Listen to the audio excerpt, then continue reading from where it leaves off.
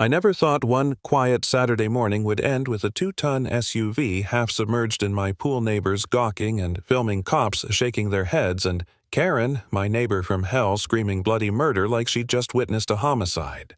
That was the moment everything snapped the point of no return. And, yeah, it all started with a damn gate, a dog walk, and a woman who believed the entire neighborhood revolved around her. The morning had been perfect sunlight bouncing off the water, my dog Rusty padding around the patio, my coffee hot in my hand. Then I saw it. A shiny silver Mercedes SUV parked across the side gate of my yard. Not close to it, not kinda blocking. No, her bumper kissed the iron bars, making it literally impossible to open. That gate wasn't decorative. It was the service entrance for my pool system, the route I used to take Rusty for his morning walks, and most importantly, the only ramp access for my mom who was arriving later that day, still recovering from surgery. Without it, she'd be forced to tackle the front steps. Steps she couldn't handle. I knew that car, Karen's. She'd moved in a month ago, 3 doors down, bringing her perfectly polished nails and a sense of entitlement that arrived before her moving truck. She'd already held late-night parties, let her poodle crap on my lawn without so much as a glance back, even slipped a passive-aggressive note in my mailbox about my rose bushes daring to grow too freely. But this was new. This was a blockade. I knocked on her door. Nothing. Knocked again harder. Still no answer. I tried the non-emergency police line only to be told it was a civil matter. A civil matter. Like my mom's mobility was just a technicality. My knuckles ached from pounding on her door, sweat already rolling down my back, anger simmering. Rusty whined, tail drooping. I paced. Minutes felt like hours, and all I could see was my mom standing at the curb looking at those steps, her face falling. By the time I realized her car was left in neutral, no brake set, no care in the world, panic had blended into a darker thought. I crouched by the SUV, testing it. It budged. Just a little, but enough. My rational brain screamed, "No, don't touch it, call a tow truck, wait." But the clock was ticking and Karen wasn't coming. So I pushed. The thing groaned, shifted, moved an inch.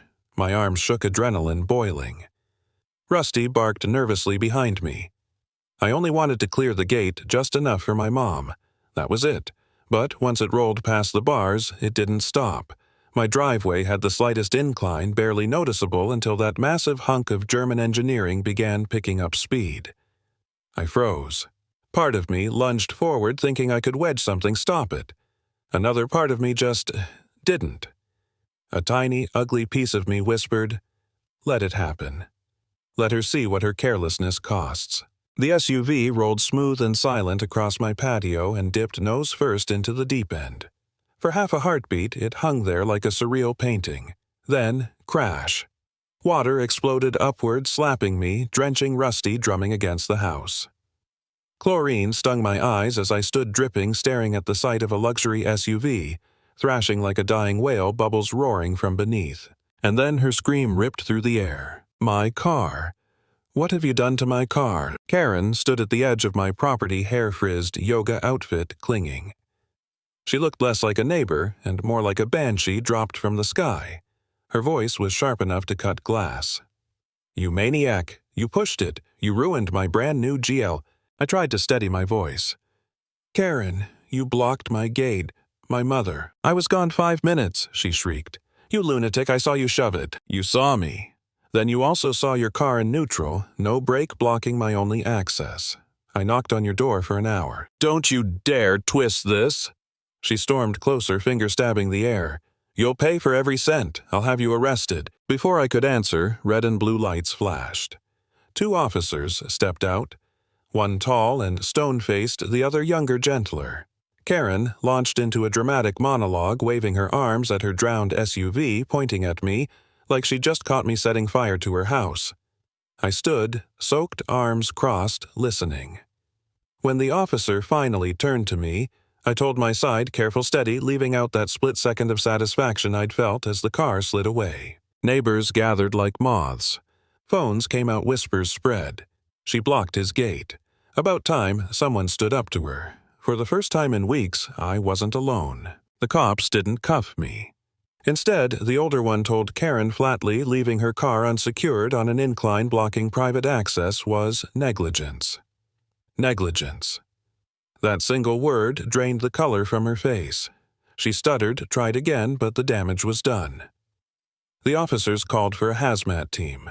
Fuel was already bleeding into my pool. Karen's fury morphed into horror as the crane arrived hours later, dragging her dripping SUV out in front of the entire neighborhood. People filmed, laughed under their breath, shook their heads. Karen, usually the queen bee, stood off to the side, trembling mascara-streaked, calling lawyer after lawyer. The HOA president, a man who usually bent over backward to defend her, tried to scold me in front of the crowd. But the moment the cops repeated that magic word negligence, even he shut his mouth, shifting uncomfortably under the stares of every resident who'd suffered Karen's arrogance. And yet, in the chaos, I faltered. When Karen wailed at me, called me a brute, when the president muttered about me going too far, something inside cracked. Maybe they were right. Maybe I had gone too far. I felt the weight of it, the sickening crunch replaying in my head. For a moment, I wanted to walk away, crawl back inside, admit defeat. But then I saw my mom's face in my mind, hesitant at the steps leaning on her cane. I saw Rusty whimpering at the blocked gate. And I remembered the pounding on Karen's door, the empty street, the indifference from everyone I asked for help. No, I wasn't the villain here. I had done what I had to do. When the SUV finally emerged from the water, ruined, reeking of gasoline, it was like a symbol her power drowned with it. She collapsed against a tree, sobbing, clutching her phone. The HOA had no choice but to suspend her, strip her little throne from under her. The police handed her citations, cleanup bills, insurance nightmares.